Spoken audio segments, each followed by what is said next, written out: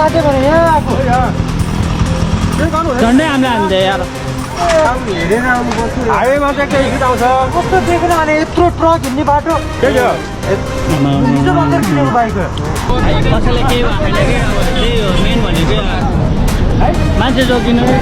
कि गाई उसले त्यहाँ रोकिरहेको थियो रोकेर फेरि अनि फेरि बाटो काटेको थियो बाटो काट्यो भएर दुईजनै गल्ती छ क्या मैले देखाएको क्या दुईजना आउने यो टोको सोलो गरेर आउनु पर्ने थियो ऊ भाइ पनि त्यहाँ चाहिँ अब हेरेर भाइले त यहाँ ल्याएको